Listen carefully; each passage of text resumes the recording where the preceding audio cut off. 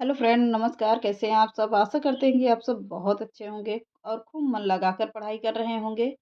तो कैसा लग रहा है हमारा सेशन? कमेंट करिए, बताइएगा कि हमारा सेशन कैसा लग रहा है, किसको-किसको समझ में आ रहा है, किसको-किसको नहीं समझ में आ रहा है, नोट्स बन रही है कि नहीं बन रही है। तो जो भी हो कमेंट करिएगा, बताइएगा आप लोग। तो चलिए, टाइम ना वेस्ट करते हुए हम लगातार प्रैक्टिस कर रहे हैं, तो सिर्फ प्रैक्टिस ही करते हैं। आज के सेशन का पहला प्रश्न देखते हैं। बहुत ही इम्पोर्टेंट प्रश्न है। एक-एक चीज़ इम्पोर्टेंट है। आप लोग वीडियो को स्किप मत करना और पूरा देख लेना। अगर आप लोगों के यहाँ से 2-3 नंबर ना बने तब कहिएगा।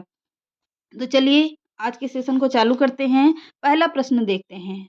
आज का पहला प्रश्न देखते हैं। एक अब देख अष्टछाप की स्थापना किसने किया था? कह रहा है, प्रश्न कह रहा है अष्टछाप की स्थापना किसने किया है? गोकुलनाथ गोकुलदास, विठलदास, नाभादास या वल्लभाचार्य। तो अष्टछाप की स्थापना किसने किया था? तो विठलनाथ ने किया था। विठलदास ने किया था। किसने? विठलदास ने किया है। अगला देखते हैं, निम्बार्क संप्रदाय के संस्थापक माने जाते हैं। विठलदास, निम्बकाचार्य, नाभादास या वल्लभाचार्य। तो निम्बार्क संप्रदाय के संस्थापक माने जाते हैं कौन? निम्बार्काचार्य माने जाते हैं। सेकंड ऑप्शन बिल्कुल सही है। आगे देखते हैं, राधा वल्लभ संप्रदाय के प्रवर्तक माने जाते हैं कौन?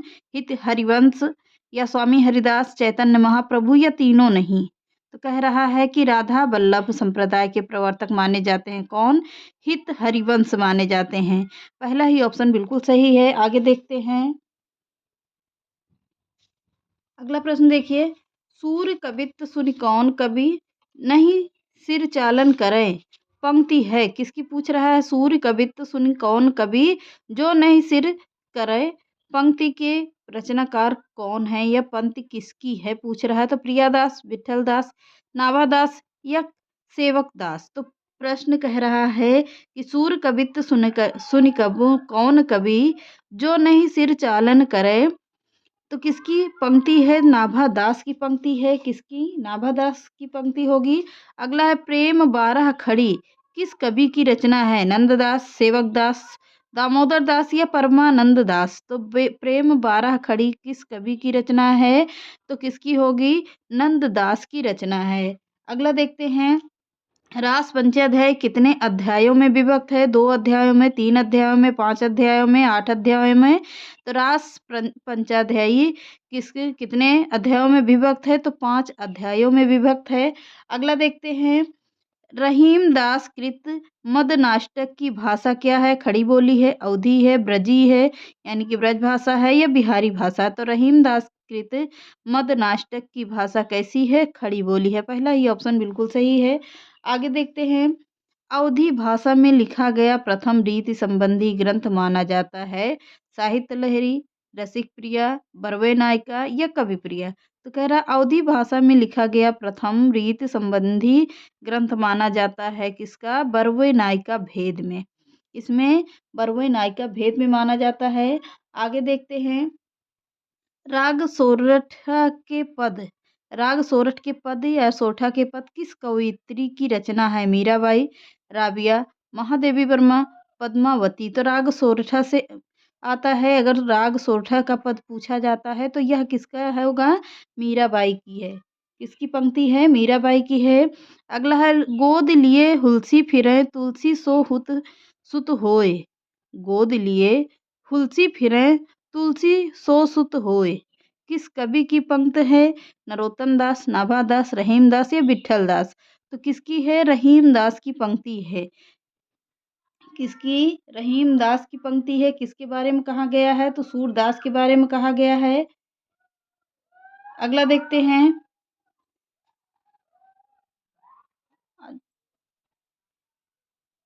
अगला है, काग के भाग बड़ो सजनी हरि हाथ सो ले गयो माखन रोटी। किस कवि की पंक्ति है? तुलसीदास, नंददास, रसखान या प्रेमदास की है। तो काग के पाख भाग बड़ो सजनी है हरि हाथ सो ले गयो माखन रोटी।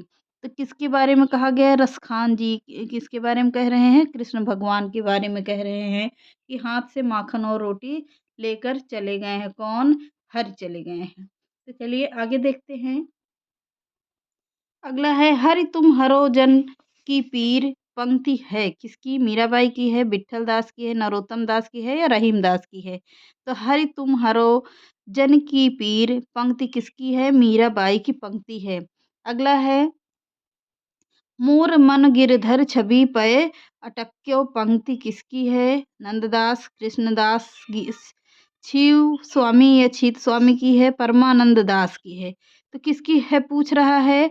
यह कह रहा है मोर मन गिरधर छवि पय अटक्यो पंक्ति किसकी होगी? परमानंद दास की है। फोर्थ ऑप्शन बिल्कुल सही है। आगे देखते हैं संतन को कहाँ सीकरी सो काम पंक्ति है किसकी? कुंभलनाथ, कुंभन दास, सूरदास, नाभादास या के सेवक दास। तो संतन को कहाँ सी करी सो काम पंक्ति किसकी है? कुंभन दास की पंक्ति है। आगे देखते हैं केसो कहीं ना जाए के कहिए बहुत ही वेरी इंपॉर्टेंट पंक्ति है पर है किसकी? अग्रदास, तुलसीदास, रामानंद या सूरदास। तो केसो कहीं ना जाए के कहिए यह पंक्ति किसकी है? तुलसीदास की पंक्ति है। अगला देखते हैं जिन तुम जानो गीत है यह निज ब्रह्म विचार पंक्ति है। जिन तुम जानो गीत है यह निज ब्रह्म विचार यानी कह रहा है कि यह ना मत समझो कि यह गीत है। यह है क्या? यह एक विचार है। किसका? यह ब्रह्मा जी का विचार है। यह पंक्ति किसकी है?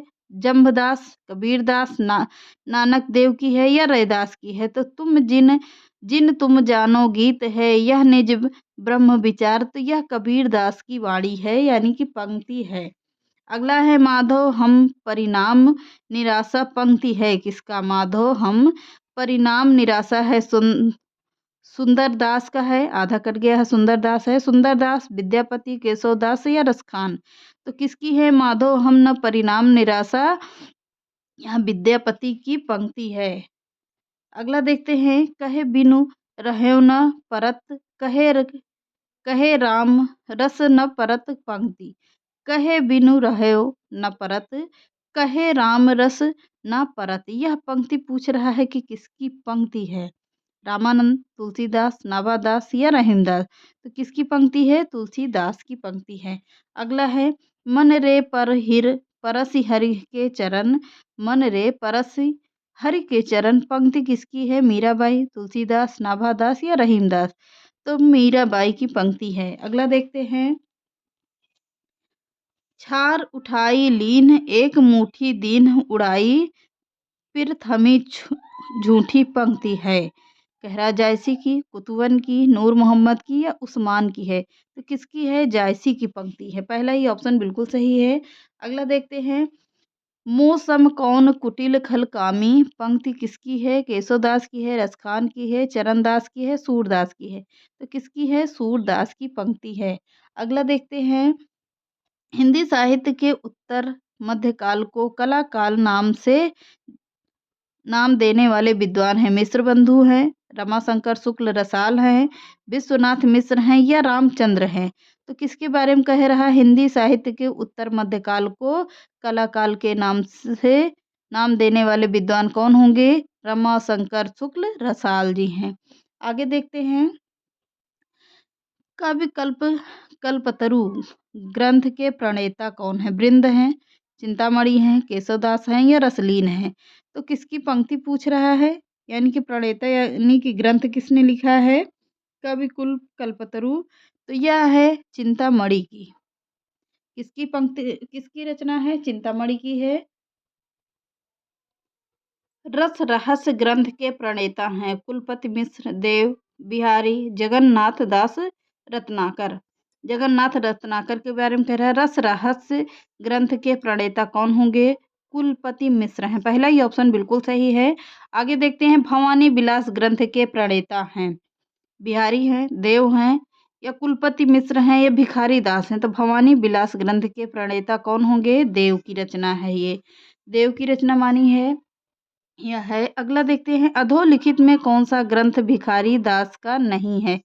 रस सारांश, काव्य निर्णय, शतरंज सातिका या सतिका, देव माया प्रपंच। तो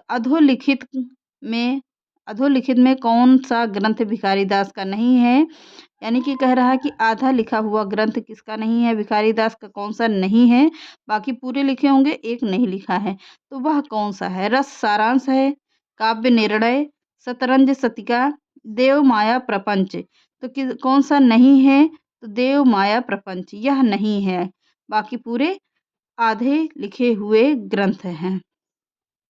अगला है भिखारी दास के आश्रयदाता का नाम है, किसे है, किसका है, सॉरी, राम सिंह, हिंदूपति सिंह, या होंगे शिव सिंह, शिवाजी या शाहजी भोसले। तो भिखारी दास के आश्रयदाता का नाम क्या था, हिंदूपति सिंह। सेकेंड ऑप्शन बिल्कुल सही है। आगे देखते हैं, रस प्रबोध ग्रंथ के प्रणेता हैं रसलीन, तोष, पद्माकर या प्रताप शाही। तो रस प्रबोध के प्रणेता कौन होंगे, रसलीन है, पहला ही ऑप्शन बिल्कुल सही है। अगला है, जगद्दी नोद के ग्रंथ के प्रणेता हैं सुखदेव मिश्र, पद्माकर, बेनी प्रवीण या राम सिंह। तो जगनदीप नोद ग्रंथ के प्रणेता कौन है, पद्माकर हैं, सेकेंड ऑप्शन बिल्कुल सही है। आगे देखते हैं, पद्म भरण ग्रंथ है नायिका भेद, छंद निरूपक, रस निरूपक, अलंकार निरूपक। तो किसका है पूछ रहा है, अलंकार निरूपक है। अगला देखते हैं, रसराज ग्रंथ के प्रणेता हैं मतीराम हैं, अमीर दास है, प्रताप शाही हैं या कुमार मणि हैं। तो कौन है, प्रताप मतीराम की रचना है ये रसराज। अगला देखते हैं, मतीराम ने ललित ललाम की रचना किस राजा के आश्रय में की थी, वेरी इंपॉर्टेंट प्रश्न है। भोग, नाथ, ज्ञानचंद्र, भाव सिंह या जहांगीर। तो मतीराम ने ललित ललाम की रचना किस राजा के आश्रय में किया था, तो भाव सिंह के आश्रय में रहकर किया था। अगला देखते हैं, कवि भूषण को भूषण उपाधि किसने दी थी, सोलंकी राजा, रुद्रराम, औरंगजेब, शिवाजी, छत्रसाल। तो कवि भूषण को भूषण की उपाधि किसने दी थी, सोलंकी राजा, रुद्र राम ने दिया था, पहला ही ऑप्शन बिल्कुल सही है। अगला है, कवि भूषण के आश्रयदाता थे शिवाजी, साहू जी, छत्रसाल, बुंदेला या तीनों। तो कवि भूषण के आश्रयदाता कौन थे, तीनों लोग थे, शिवाजी भी थे, साहू जी भी थे, छत्रसाल, बुंदेला भी थे, और यानी कि इनमें से तीनों होगा। अगला देखते हैं, पद्माकर के ग्रंथ पद्माभरण में कितने अलंकारों का विवेचन है, 105, 100, 200 या 50। तो पद्माकर के ग्रंथ पद्माभरण में कितने अलंकार हैं, 100 अलंकार हैं, पहले सेकंड ऑप्शन बिल्कुल सही है। तो चलिए आज के सेशन को यहीं समाप्त करते हैं। आशा करते हैं कि आप सभी को सभी प्रश्न बहुत अच्छे लगे थे, क्योंकि अच्छे अच्छे प्रश्न हमने उठाया हुआ है। तो आज के सेशन को यहीं समाप्त करते हैं। चैनल पसंद आए तो लाइक, सब्सक्राइब एंड शेयर कर दीजिएगा। नमस्कार।